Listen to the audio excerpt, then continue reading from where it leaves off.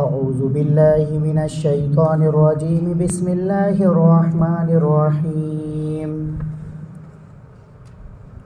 یا ایہا الناس اعبدوا ربکم الذی خلقکم والذین من قبلکم لعلکم تتقون الذی جعل لکم الارض فراشا والسماء بناء وأنزل من السماء ماء فأخرج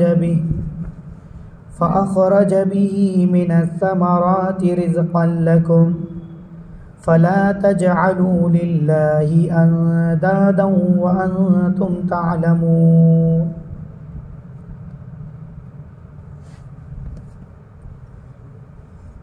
دوستو، بزرگوں، عزیز ساتھیوں، یہ قرآن کریم کی تفسیر کا سلسلہ ہمارا چل رہا ہے. اللہ رب العزت کے احکامات ہم سے کیا ہیں، کیا مطالبات ہیں، اس سلسلے میں ہر ہفتے ہمارے سامنے باتیں آتی رہتی ہیں، اور ماشاءاللہ ان باتوں کو ہم سمجھ کر اس بات کی ضرور کوشش کرتے ہیں کہ ان چیزوں پر اگر عمل کرنے کے قابل ہو تو ہمارا عمل ہو جائے. اب تک ہمارے الحمدللہ 2 رکوع مکمل ہو گئے ہیں، یہاں سے تیسرا رکوع شروع ہو رہا ہے. ان آیتوں میں جو ابھی پڑھی گئی، اللہ رب العزت نے منافقین کو دعوت دی ہے. وہ کون سے منافقین ہیں جن کو دعوت دی؟ میں نے شروع میں یہ بات بتائی تھی گزشتہ ہفتے اور اس سے پہلے ہفتے کہ منافق 2 طریقے کے تھے. ایک تو منافق وہ تھے، منافق جو ظاہر میں مسلمان ہوں لیکن اندر سے کفر چھپایا ہوا، اللہ کا نافرمان ہو. یہاں پر ان منافقین کا تذکرہ ہے کہ جن کو ہدایت مل سکتی ہے، یعنی وہ اس پر ہے کہ جب دیکھتے ہیں مسلمانوں کو کامیابی ہو رہی ہے تو وہ فوراً مسلمانوں کی طرف سے آ جاتے ہیں. یعنی ایک بارڈر پہ کھڑے ہوئے وہ دیکھتے ہیں جدھر کامیابی دکھے گی ادھر ہم چلے جائیں گے. ایک تو منافق وہ ہے، اور ایک منافق وہ ہے کہ جو بالکل حد سے بڑھ گئے آگے، اب واپس آنے کی امید نہیں ہے، وہ ریٹرن آئیں گے نہیں. تو ان کا تذکرہ پیچھے ہو چکا ہے. پچھلے ہفتے جو بات آئی تھی وَمِنَ النَّاسِ مَن يَقُولُ آمَنَّا بِاللَّهِ وَبِالْيَوْمِ الْآخِرِ وَمَا هُمْ بِمُؤْمِنِينَ. یہ ان منافقین کا تذکرہ تھا جو اب حد سے آگے بڑھ گئے، اب ریٹرن آنے کی کوئی امید نہیں ہے. لیکن یہاں پر ان منافقین کو ہدایت کی دعوت دی گئی ہے کہ جو منافقین کے بارے میں امید ہے کہ یہ آ جائے، اور کدھر آ جائے؟ اللہ کی طرف آ جائے، اسلام کی طرف آ جائے، اس کی امید ہے. اسی لیے قرآن کریم نے انداز کیا اختیار کیا، غور کریے. یا ایھا الناس، اے لوگو. حضرت علقمہ رضی اللہ عنہ کی روایت ہے، کہتے ہیں کہ قرآن کریم جب یا ایھا الناس بولتا ہے تو عموماً اس کے مخاطب مشرکین مکہ ہوتے ہیں، اور جب یا ایھا الذین آمنوا کہتا ہے تو اس کے مخاطب مدینہ والے مسلمان ہوتے ہیں. کیا مطلب؟ مطلب یہ ہے کہ جب یا ایھا الناس، اے لوگو، جب یہ کہا جائے گا تو ایسی صورت میں مراد وہ ہوں گے جو مکہ والے کفار تھے. اور جب یہ کہا جائے گا یا ایھا الذین آمنوا، اے ایمان والو، تو اس وقت میں مدینہ والے مراد ہوں گے. لیکن آپ کو شروع میں یہ بات بتائی تھی کہ یہ سورہ بقرہ مدنی ہے، مدینہ میں نازل ہوئی ہے. جب مدنی صورت ہے تو پھر اس میں آ رہا ہے یا ایھا الناس، تو اعتراض ہوتا نا کہ مکی صورتوں میں یا ایھا الذین، یا ایھا الناس آتا ہے، اور مدنی صورتوں میں یا ایھا الذین آمنوا آتا ہے، پھر یہاں پہ یا ایھا الناس کیسے آیا؟ اے لوگوں کیوں کہا گیا؟ تو یہ بات جواب آسان ہے، اور بہت آسان ہے. کیا آسان جواب ہے؟ بھئی قرآن کریم نے یا ایھا الناس بول کر، حضرت علقمہ نے تو یہ کہا نا کہ اس سے مخاطب مشرکین مکہ ہوتے ہیں، تو وہ چاہے مدینہ میں رہتے ہوئے ان کو مخاطب کرے یا مکہ میں رہتے ہوئے ان کو مخاطب کرے. تو یہاں مراد مشرکین مکہ ہیں، اور مشرکین مکہ میں بھی کون سے والے؟ جن کو ہدایت کی دعوت دی جا رہی ہے، امید ہے کہ یہ اسلام پر آ جائے۔ اور کیا کہا جا رہا ہے، غور کریے گا، یا ایھا الناس، اے لوگو، اعبدو، تم عبادت کرو، کس کی؟ ربکم، اپنے رب کی۔ میں نے ایک بات شروع میں بتائی تھی سورہ فاتحہ میں، رب العالمین میں رب کہتے ہیں پالنے والے کو، رب کہتے ہیں پالنے والے کو۔ قرآن کریم نے اعبد اللہ نہیں کہا، اللہ کی عبادت کرو نہیں کہا، بلکہ قرآن کریم نے کیا کہا؟ اپنے رب کی عبادت کرو۔ اصل میں وجہ کیا ہے معلوم؟ آدمی جس آدمی کا کھاتا نا اس کی گاتا، جس کی کھاتا ہے اس کو گانے میں اس کی پریشانی نہیں ہوتی، بہت آسانی سے مان لیتا ہوں۔ مثلا اگر اس آدمی نے میرے اوپر کوئی احسان کیا تو اس کے ہر بات کو میں مانوں گا، اس کے ہر طرح سے شکرانے کے طور پر اس کا احسان مند رہوں گا۔ تو اب اللہ رب العزت جب پالنے والا ہے، ربکم اللہ ہے، کھلانے والا اللہ ہے، پلانے والا اللہ ہے، سب کچھ کرنے والی ذات اللہ کی ہے، تو اب یہ یاد دلایا جا رہا ہے کہ دیکھو تم عبادت کرو، لیکن کس کی کرو؟ اس کی جو تمہارے کو کھلا رہا پلا رہا ہے، جو تم کو پال رہا ہے۔ اعبدوا ربکم، تم اپنے رب کی عبادت کرو۔ عبادت کو اور ربوبیت کو ایک دوسرے کے ساتھ، رب ہونا یہ عبادت کا سبب ہے، رب ہونا عبادت کا سبب ہے۔ کیا مطلب؟ رب ہے تو اس کی مانیں گے، اگر رب نہ ہو تو اس کی کیوں مانیں گے؟ اگر کوئی آدمی کسی کا نوکر ہے تو وہ اپنے آقا کی سنے گا نا، دوسرا کوئی بھی اگر اس کو بولے کہ یہ کر تو کرے گا نہیں، کہتے بھائی تو دے رہا کہ پیمنٹ میں کو، تو دے رہا کہ تنخواہ میں کو، تیری سنوں میں تو جس کے آدمی کھاتا ہے اسی کی گاتا ہے۔ اس لیے قرآن کریم نے انداز اختیار کیا، یا ایھا الناس اعبدوا ربکم، اے لوگو اپنے رب کی عبادت کرو۔ کیوں کرو؟ عبادت کرنے کے لیے کہہ دیا جا رہا ہے، لیکن کیوں؟ بھائی عبادت تو کریں گے رب کی، یہ تو ہونا چاہیے کہ اللہ کو اللہ مان لیا تو بس اب عبادت اس کی کریں گے، لیکن کرو تو کیوں کرو؟ کیا وجہ؟ کس بنیاد پہ کرو؟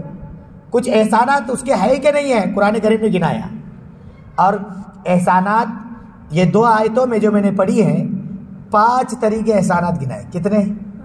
5۔ کیوں کرو عبادت؟ اعبدوا ربکم، تم اپنے رب کی عبادت کرو، الذی خلقکم، اس رب کی جس نے تم کو پیدا کیا۔ تو سب سے بڑا انعام کیا ہے؟ پیدائش۔ خلق کہتے ہیں نیست کو ہست میں بدلنا، یہ فارسی لفظ ہے، نیست کو ہست میں بدلنا، یعنی جو نہیں تھا اس کو ہونے والا کر دینا، عدم سے وجود میں لانا، نہیں تھا اس کو وجود دے دیا، اس کو خلق کہتے ہیں۔ یہ اللہ نے کیا نا، الذی خلقکم، جس نے تم کو پیدا کیا۔ کوئی کسی کے پیدا کرنے سے پیدا نہیں ہوا، کس کے پیدا کرنے سے ہوا؟ اللہ کے پیدا کرنے سے ہوا۔ تو اللہ نے پہلا انعام وہ گنایا، الذی خلقکم، جس نے تم کو پیدا کیا۔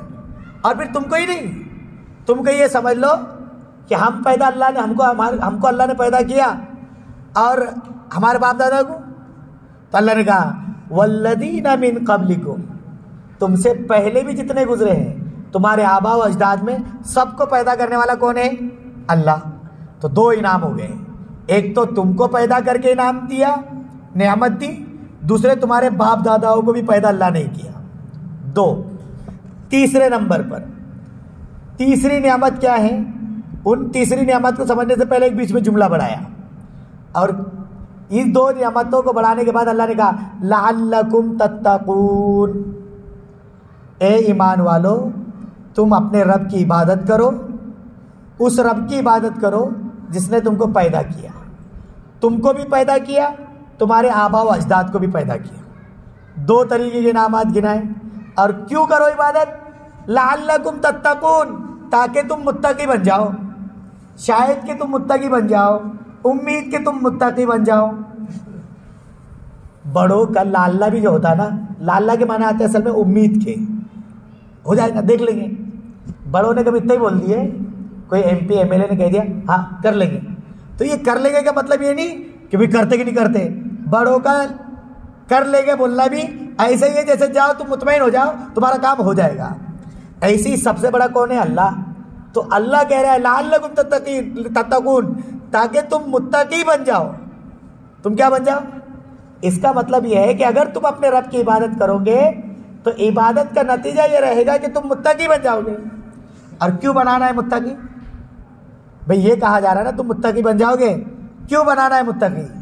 کیوں بنانا ہے پرہیزگار؟ تاکہ قرآن کریم نے شروع میں سورہ بقرہ میں شروع میں آیا تھا ہدی للمتقین. قرآن کریم ہدایت دیتا ہے کس کو؟ متقیوں کو. قرآن کریم متقیوں کو ہدایت دیتا ہے. اللہ کی رب کی عبادت کرنے کی وجہ سے تم کیا بن جاؤ گے؟ متقی. جب متقی بنو گے تم کو بھی کیا مل جائے گی؟ ہدایت. قرآن کریم کیا کرے گا؟ تمہاری بھی ہدایت کرے گا، تم کو بھی ہدایت دے گا، تمہارے لیے بھی ہدایت کا ذریعہ بنے گا. کون؟ قرآن کریم. آج ہدایت کا ذریعہ قرآن کریم ہے، لیکن کیوں نہیں مل رہی ہدایت؟ وجہ یہ ہے کہ کمی کہاں پر ہے؟ یا ایھا الناس اعبدوا ربکم، اے لوگوں تم اپنے رب کی عبادت کرو. عبادت میں کمی آ گئی. عبادت کی کمی کی بنیاد پر لوگ کیا نہیں بن رہے ہیں؟ متقی نہیں بن رہے. جب متقی نہیں بن رہے تو ہدی للمتقین، قرآن کریم جو ہدایت دینے والا ہے وہ ہدایت مل رہی نہیں. اب ہدایت مل نہیں رہی تو آدمی پھر کیا ہو رہا ہے؟ اپنی خواہشات کا پجاری بن گیا. اسی کو آج ہم نے جمعہ کے بیان میں ایک حدیث سنائی تھی، الکیس من دان نفسہ وعمل لما بعد الموت والعاجز من اتبع نفسہ ہواها وتمنى علی اللہ. کہ سب سے بڑا بیوقوف آدمی وہ ہے جو اپنے خواہشات کا پجاری بن جائے. عبادت کس کی کرے؟ وہ اپنے خواہشات کی. پیروی کس کی کرے؟ خواہشات کی. اور پھر اللہ سے بڑی بڑی امیدیں باندھے. کیا امید باندھے؟ اللہ غفور رحیم ہے، اللہ معاف کرنے والا ہے. ہدایت نہیں مل سکتی. ہدایت کے لیے متقی ہونا ضروری. متقی بننے کے لیے راستہ کیا ہے؟ اللہ کی عبادت. کس وجہ سے؟ ایک وجہ یہ کہ اس نے ہم کو پیدا کیا. دوسری وجہ کیا؟ ہمارے باپ داداؤں کو بھی پیدا کیا. یہ دو انعامات اللہ نے کیے. اب تیسرا انعام شروع کر رہے ہیں. کہتے ہیں الذی جعل لکم الارض فراشا. تیسرا انعام اللہ نے یہ کیا کہ تمہارے لیے زمین کو بچھونا بنا دیا. اصل میں بچھونا کس کو بولتے ہیں؟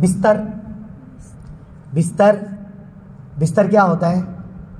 نہ اتنا نرم ہوتا کہ آدمی اس پہ لیٹ نہ سکے، اور نہ ہی اتنا سخت ہوتا کہ آدمی کو تکلیف میں مبتلا ہو جائے. نرم بھی زیادہ نہیں اور سخت بھی زیادہ نہیں. اس کو آدمی اپنے آرام کے لیے استعمال کرتا ہے. کائے کے لیے استعمال کرتا ہے؟ سکون کے لیے بستر استعمال کرتا ہے نا. کوئی کسی کو اگر تھک گیا تو مٹی میں سو جائے گا. اللہ رب العزت کہہ رہا ہے اللہ نے زمین کو تمہارے لیے بستر بنایا، بچھونا بنایا، اور نہ ہی اتنا نرم بنایا زمین کو کہ اس میں دھس جاؤ، چلنا مشکل ہو جائے. جیسے ریتیلی زمین ہو اس میں چل سکتا آدمی؟ پیر پھنستے ہیں. کیچڑ والی زمین ہو تو آدمی کیا ہوتے ہیں؟ پیر پھنستے ہیں. اللہ نے ایسا بھی نہیں بنایا. اور نہ ہی اتنی سخت بنایا کہ تم اگر گھر کھودنے کے واسطے، اگر تم کو زمین کھودنا ہے، گھر بنانے کے لیے گڈھے کھودنا ہے تو تم کھود ہی نہ سکو. ایسا بھی نہیں بنایا. الذی جعل لکم الارض فراشا. تیسرا انعام یہ کیا. پھر زمین کے انعام تو یہ دیا کہ آسمان کو والسماء بناء، اور آسمان کو چھت بنا دیا. آسمان کو کیا بنایا؟ چھت. اگر کسی آدمی کو گھر رہنے کے لیے گھر نہیں ہے، سر چھپانے کے لیے چھت نہیں ہے، تو اللہ رب العزت، ہم دیکھتے ہیں فٹ پاتھ پہ رہنے والے، وہ بھی مزے کی نیند سوتے کہ نہیں سوتے؟ سکون کی نیند سوتے کہ نہیں سوتے؟ اللہ نے زمین کو ان کے لیے بچھونا بنا دیا، آسمان کو کیا بنایا؟ چھت بنا دیا. یہ دو انعام الگ الگ بیان کیے. زمین کا انعام الگ بیان کیا، آسمان کا انعام الگ بیان کیا. اب پانچواں انعام زمین اور آسمان دونوں کو ملا کر بیان کر دیا. اور یہ کیا کہا دیکھو، وَأَنزَلَ مِنَ السَّمَاءِ مَاءً، اور اللہ نے اتارا آسمان سے پانی، بارش برسائی. فَأَخْرَجَ بِهِ مِنَ الثَّمَرَاتِ رِزْقًا لَكُمْ، اور پھر نکالا اس پانی کے ذریعے سے پھلوں کو تمہارے لیے بطور رزق کے. کہاں سے نکلتے پھل؟ زمین سے. کہاں سے نکلتے؟ زمین سے. تو زمین اور آسمان کی نعمت الگ الگ بھی بیان کی، الگ الگ سمجھائی کہ دیکھو یہ فراش ہے، وہ چھت ہے، یہ بچھونا ہے وہ چھت ہے، یہ بھی بیان کیا. اور ساتھ ساتھ کہا دونوں کا بھی فائدہ یہ ہے کہ چھت اور بچھونے کا فائدہ یہ کہ آسمان سے بارش برسے گی، زمین سے پھل اتریں گے نکلیں گے. کائے کے لیے؟ رزقا لکم، تمہارے لیے بطور رزق کے، بطور روزی کے، تمہارے کھانے کے لیے اللہ نے پھل نکالے. تو کیا کرنا ہے اب؟ اس کا نتیجہ کیا ہونا؟ پہلے عبادت کرو اس لیے کہ تم متقی بن جاؤ. متقی بنو گے تو ہدایت ملے گی. 5 انعامات بیان کرے. نمبر 1 تم کو پیدا کیا. نمبر 2 تمہارے باپ داداؤں کو پیدا کیا. نمبر 3 زمین کو بچھونا بنایا. نمبر 4 آسمان کو چھت بنایا. نمبر 5 زمین اور آسمان سے کیا کرا؟ آسمان سے بارش اتاری، زمین سے غلہ اگایا تاکہ تم کھا سکو، جی سکو. اب تم جی سکو گے تو آپ جیو گے تو کیا نہیں کرنا؟ ایک کام مت کرنا بس. آگے کہہ رہا ہے فَلَا تَجْعَلُوا لِلَّهِ أَنْدَادًا، اللہ کے ساتھ کسی کو شریک مت کرنا، کیونکہ وہ تمہارا رب ہے، وہی تم کو کھلا رہا ہے، وہی تم کو پلا رہا ہے. اللہ کہتا ہے فَلَا تَجْعَلُوا لِلَّهِ أَنْدَادًا، تم اللہ کے ساتھ کسی کو شریک مت ٹھہراؤ. وَأَنْتُمْ تَعْلَمُونَ، حالانکہ تم سمجھدار ہو، تم کو معلوم ہے کہ جب 2 شریک ایک ساتھ، 2 پارٹنر ایک ساتھ آ جائے تو یہ 5 انعامات ایک ساتھ مل سکتے نہیں. یہ بولے گا لڑکا بنانے کا، وہ بولے گا نہیں لڑکی بنانے کی. الذی خلقکم، جس نے تم کو پیدا کیا، پیدا کرنے والا اللہ اکیلا. اب اگر تم اس کے ساتھ شریک کر دو گے تو اب ایک بولے گا کہ نہیں میرے کو اس کو چھوکری دینے کی، ایک کیا بولے گا نہیں اس کو چھوکرا ہونا. اب لڑیں گے کہ نہیں لڑیں گے؟ کا فساد. تو وہ انعام سے محروم ہو جاؤ گے. تمہارے باپ دادا وہ بولیں گے کہ اچھا تمہارے باپ داداؤں کو پیدا نہیں کرنے کا، تمہارا وجود نہیں ہوتا. وہ بولیں گے نہیں پیدا کرنے کا، نسلیں چلے گی نہیں. زمین کو ایک بولے گا کہ سخت بنانے کا ہے، صعب سخت بنانا ہے، وہ کہیں گے نہیں میرے کو بچھونا بنانا ہے. وہی جھگڑا، وہ انعام بھی نہیں ہو پائے گا. اس لیے تم عقل مند ہو، سمجھو. وَأَنْتُمْ تَعْلَمُونَ، سمجھدار ہو، عقل مند ہو، جانکار ہو. غلطی مت کرنا اللہ کے ساتھ کسی کو شریک ٹھہرانے کی. فَلَا تَجْعَلُوا لِلَّهِ أَنْدَادًا، اللہ کے ساتھ کسی کو ہرگز شریک مت ٹھہرا لینا، ورنہ کیا ہوگا؟ نقصان ہوگا. اور اگر پھر اس کے باوجود تم کو اتنا سمجھانے کے بعد میں بھی تمہارے دل میں اگر شک ہے نا، اور تم یہ سمجھتے ہو کہ محمد نعوذ باللہ اپنے طرف سے یہ آیتیں گھڑ گھڑ کے پیش کر دیتے ہیں، تو پھر تم ایک کام کرو، تم ایک آدھی صورت بنا کے بتاؤ، ایک آدھی صورت، ایک آدھی آیت تیار کرو. یہ چیلنج کر رہا ہے قرآن کریم آگے کہ کوئی بھی کچھ نہیں کر سکتا. یہ قرآن معجزہ ہے. آپ کو میں ایک بات سمجھاؤں، پہلے وہ ذہن میں بٹھاؤ تاکہ آپ کی بات سمجھ میں آئے. کیا بات؟ اللہ رب العزت نے ہر نبی کے دور میں جس چیز کا چرچا زیادہ تھا اسی کے ذریعے اس کی نبوت کو ظاہر کر کے دکھایا. ہر نبی کے دور میں جس چیز کا چرچا زیادہ تھا، یعنی مارکیٹ میں ٹرینڈ میں جو چیز چل رہی تھی، اسی کے ذریعے اللہ رب العزت نے اس نبی کو معجزہ دے کر مدد کر دی. کیسے؟ حضرت موسیٰ علیہ السلام کے زمانے میں جادوگروں کا دور دورہ تھا. کائے کا تھا؟ ہر طرف جادوگر تھے. وہ اپنے جادو کے ذریعے سے لوگوں کو کیا کرتے تھے؟ بے وقوف بناتے تھے. لوگوں کے اندر چھاپ جادوگروں کی تھی. ٹرینڈ میں کون چل رہے تھے؟ جادوگر. تو اللہ رب العزت نے حضرت موسیٰ کو ایسا معجزہ دیا، کائے کا؟ عصا کا ڈنڈا. ایسا عصا اور ایسا ڈنڈا دیا، زمین پہ ڈال دو تو سانپ بن جا رہا، پکڑ لے تو لاٹھی بن جا رہی. جادوگروں نے دیکھا، اپنی رسیوں کو ڈالا تو وہ جادو کے ذریعے سانپ بنا رہی تھی. حضرت موسیٰ نے اپنا ڈنڈا ڈالا، ڈنڈا سانپ بنتے سے ہی سارے کے سارے رسیوں کو نگل لیا، تو فوراً پورے کے پورے سجدے میں گر گئے. اور جادوگر کیا کرنے لگے؟ ایمان لے کر آ گئے حضرت موسیٰ پر. اب جب جو مارکیٹ میں ٹرینڈ میں چل رہا ہے وہی جھک گیا حضرت موسیٰ کے سامنے، تو آپ آٹومیٹک دوسرے آئیں گے کہ نہیں آئیں گے؟ اس لیے موسیٰ علیہ السلام کی مدد عصے کے ڈنڈے کے ذریعے کی. حضرت عیسیٰ علیہ السلام کے زمانے میں ٹرینڈ میں چل رہے تھے حکیم اور طبیب، ڈاکٹر. حکیموں کا دور تھا. اب حکیموں کا دور تھا تو حکیم ہر بیماری کا علاج، یہ بیماری کا علاج ہم کر دیں گے، لیکن 2 بیماریوں کا علاج نہیں تھا ان کے پاس. کائے گا معلوم؟ ایک تو اگر مادر ذات یعنی ماں کے پیٹ سے اگر اندھا ہے اس کا علاج آج بھی نہیں ہے، اس ٹائم میں بھی نہیں تھا، کوئی علاج نہیں تھا. حکیم سب کرتے تھے لیکن آنکھوں کا علاج نہیں کر پاتے. سب کرتے تھے، لیکن کوڑی برس، جس کے اصل میں برس اور کوڑ میں دیکھو ایک فرق سمجھ لو. اپن یہ جو سفید سفید چٹے آتے نا، اس کو اپن کوڑ کی بیماری بولتے ہیں. حالانکہ وہ کوڑ کی بیماری وہ نہیں ہے. کوڑ کی بیماری میں بدن جھڑتا ہے. بدن کیا ہوتا ہے؟ اس میں کیڑے پڑتے ہیں اور وہ جھڑتا ہے. اس بیماری کا علاج بھی حکیموں کے پاس نہیں تھا. اب اللہ رب العزت نے حضرت عیسیٰ کو 2 طریقے سکھائے. ایک سکھایا کہ کوئی اگر ماں پیٹ سے اندھا ہے تو اللہ کے حکم سے اس کے آنکھیں پہ ہاتھ پھیرتے تھے تو کیا ہو جاتا تھا؟ آنکھیں والا ہو جاتا تھا. جو کوڑی ہے اس کو چھو لیتے تھے تو وہ کیا ہو جاتا تھا؟ اچھا ہو جاتا تھا. حکیموں نے دیکھا کہ جس بیماری کا علاج اپنے پاس نہیں ہو تو اس کے پاس ہے، اسی کے دامن میں چل جاؤ. تو پورے حواریین میں داخل ہو گئے. تو جس زمانے میں جس چیز کی ضرورت نہیں وہ رسول اللہ کا دور تھا. رسول اللہ کے دور کا تھا معلوم؟ شاعروں کا تھا. کائے کا؟ اشعار پڑھ پڑھ کے لوگوں کو اپنے طرف مائل کرتے تھے، روپیہ اٹھتے تھے. یہ متنبی اور یہ بڑے بڑے جو ہے نا رسول اللہ کے پہلے کے جو شاعر ہے، تو امرؤ القیس، ایسے شاعر گزرے یہ لوگ کہ یہ اشعار کے ذریعے سے لوگوں کو اپنی طرف مائل کر لیتے تھے. ایسا حال تھا کہ عربوں میں اگر کوئی شاعر پیدا ہوتا تھا نا، شعر شاعری کرنے والا، تو وہ پورا قبیلہ جو ہے تو فخر کے طور پہ بڑی پارٹی رکھتا تھا کہ ہمارے خاندان میں ایک شاعر پیدا ہوا. یہ حال تھا کائے کا؟ شعر شاعری کا. اللہ رب العزت نے رسول اللہ کو قرآن جیسا معجزہ دیا اور یہ کہا لاؤ اس کے جیسی ایک آیت بھی لا سکتے ہو. تو شاعروں کو اعلان بالکل صاف طور پر ڈنکے کی چوٹ پر اعلان تھا اور یہ کہا گیا تھا کہ لاؤ ایک آیت بھی. اگر تم اتنے اپنے آپ کو سرما سمجھتے ہو اور اتنے بڑے تسمار خواہ سمجھتے ہو اور لوگوں کو اشعار کے ذریعے باولا بناتے ہو، لاؤ قرآن کریم کی جیسی ایک آیت. کہ پورے شاعر دیوانہ وار قرآن کریم سننے کے لیے چپ چپ کر سنا کرتے تھے رسول اللہ صلی اللہ علیہ وسلم کے قرآن کریم کو. تو قرآن نے اعلان کیا، چیلنج کیا اور کیا کہا؟ دیکھو وَإِن كُنتُمْ فِي رَيْبٍ مِّمَّا نَزَّلْنَا عَلَىٰ عَبْدِنَا، اگر تم کو شک ہو اس چیز میں جو ہم نے اپنے بندے محمد پر اتاری، یعنی قرآن کریم میں شک ہے، فَأْتُوا بِسُورَةٍ مِّن مِّثْلِهِ، تو ایک سورت بھی اس کی جیسی کیا کر کے لا کے دکھا دو.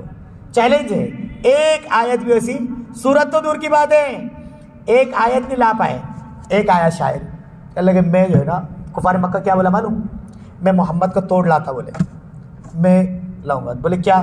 بولے میرے کو 2 سال کے واسطے میرا راشن پانی تم سنبھالو. بولے بالکل سنبھالتے، میرے گھر والوں کو سنبھالو. تم کو گھر والوں کو سنبھال لیتے، اور میں جس روم کے اندر پیاگ رہوں گا، میں سال بھر کے باہر نکلوں گا، اس کے بیچ میں کوئی میں ڈسٹرب نہ کرے. سارے کھانے پینے کی چیزیں کہاں رکھ دو یہاں، اور پیپر کے گڈھے لا کے رکھ دو بنانے کے لیے، ایک آیت بنانے کے لیے. سال بھر تک وہ باہر نہیں نکلا اور سب کچھ پورے کے پورے طاقت لگا دی، کسی سے بات نہیں کہ سال بھر کے باہر نکلا. لوگوں نے دروازہ کھول کے دیکھا کہ وہ کاغذ ایک آیت لکھتا تھا، یعنی اپنی آیت کیا وہ اپنے طور پر بناتا تھا، اور بنانے کے بعد اس کو لگتا یہ جم رہا، ایسے کوڑے میں ڈالتے ڈالتے روم کوڑے دان سے بھر گیا تھا. کائے سے؟ پورے روم کے اندر کیا ہو گئے؟ کوڑے کڑکٹ والے کاغذ پڑے ہوئے، ایک پہ بھی لکھ نہیں پایا. لکھا تو ایک نے کیا لکھا، من کوشش کرا ایک نے لکھنے کی، انا اعطیناک الکوثر، اس کے اوپر لکھنے کی کوشش کیا، اور ایک نے لکھنے کی کوشش کیا تو کیا لکھ رہا؟ من الفیل ملفیل وما ادراک ملفیل. فیل کے معنی کیا؟ من ہاتھی. الفیل ملفیل، تم کو معلوم ہے کہ ہاتھی کس کو بولتے ہیں؟ وما ادراک ملفیل، تم کو معلوم ہے کہ ہاتھی کا تعارف کرا رہا.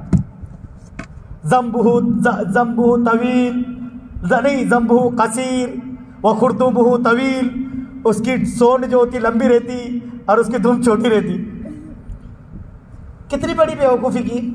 اس طریقے کی چیلنج قرآن کریم نے کیے کہ فَأْتُوا بِسُورَةٍ مِّن مِّثْلِهِ، ایک آیت تو بھی لا کر بتا دو، اور تم نہیں، تم اکیلے بتلاؤ. وَادْعُوا شُهَدَاءَكُم مِّن دُونِ اللَّهِ، اللہ کے علاوہ جتنے بھی ہیں نا سب کو شریک کر لو، سب کو بلا لو، جتنے تمہارے ہمنوا ہم خیال ہیں سب کو پوری ٹیم جمع کر لو.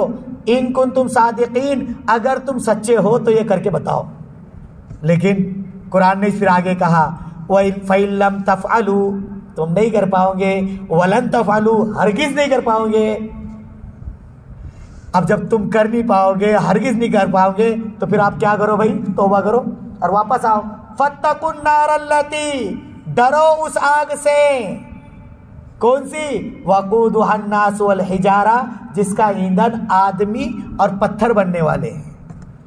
کس کے لیے تیار کی گئی ہے وہ, اعدت للکافرین, کافروں کے لیے, نافرمانوں کے لیے, اللہ کے دشمنوں کے لیے تیار کر رکھی ہے. یہاں سے ایک جملہ پتہ چلا کہ جنت اور جہنم تیار ہے. لوگ یہ کہتے ہیں نا کہ قیامت کے دن جنت بھی بنا دی جائے گی, جہنم بھی. نہیں, جنت بھی تیار ہے, جہنم بھی تیار ہے.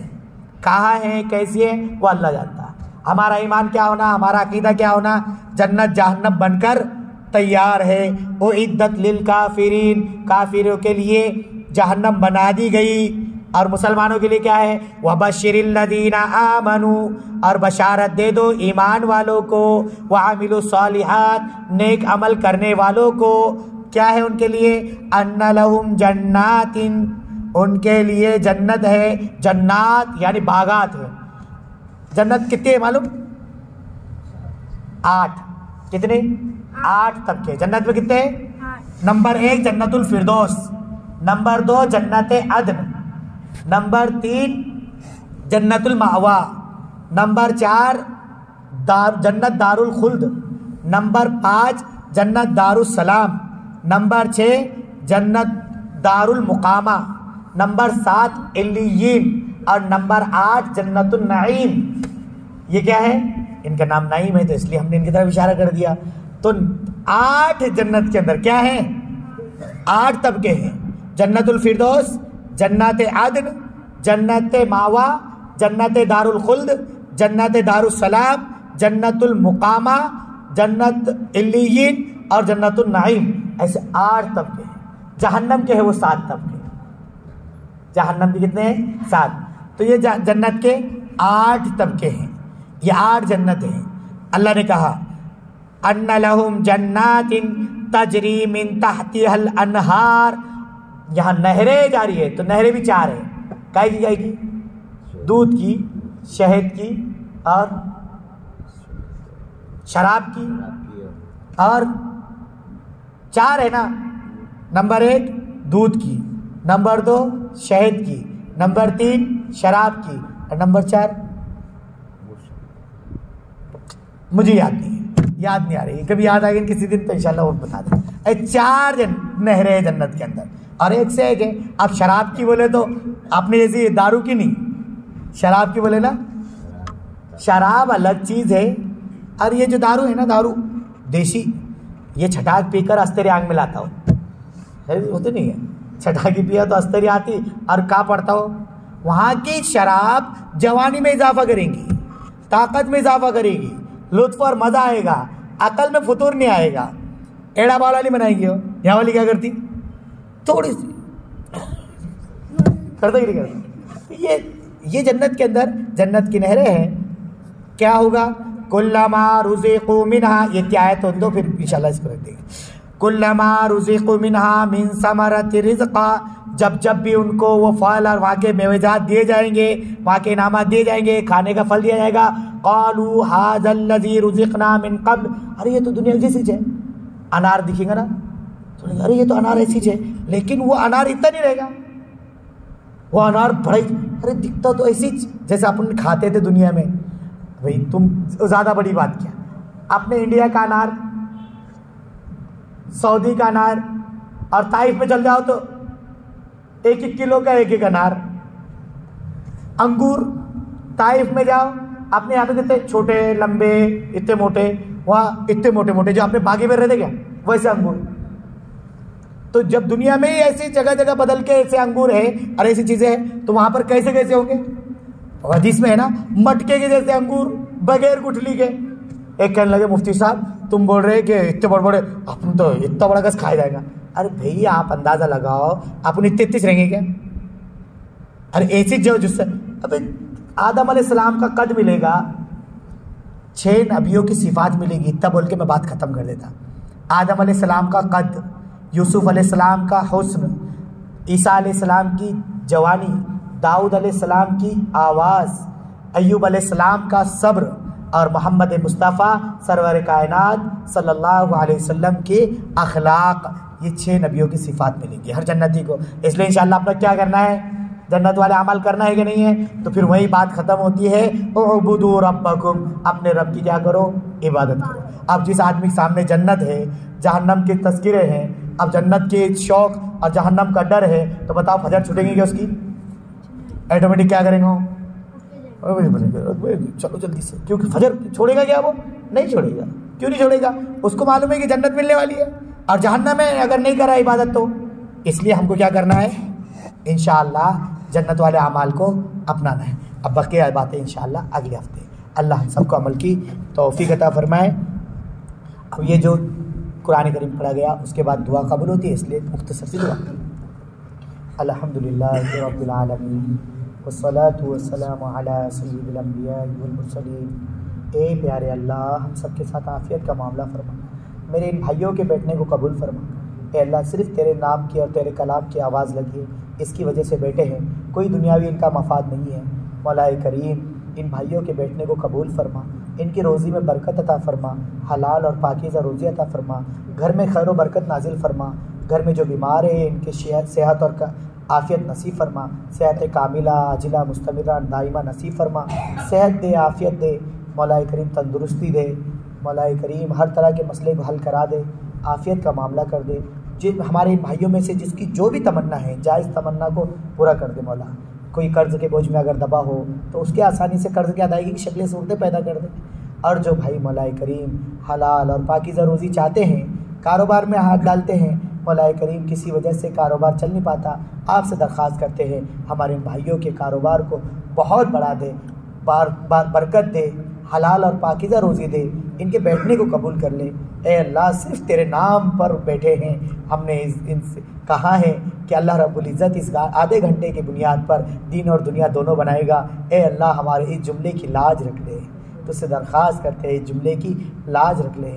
ہمارے بھائیوں جو نہیں بیٹھے ان کو بیٹھنے کی توفیق دے، ان کو بھی کلام کی عظمت دے، دل میں محبت دے کلام کی. یقینی طور پر کچھ لوگ تو وہ ہوں گے مولا کریم کہ جو کسی تقاضے کی وجہ سے گئے ہیں، ان کے جانے پر مولا کریم ان کی پکڑ نہ فرما.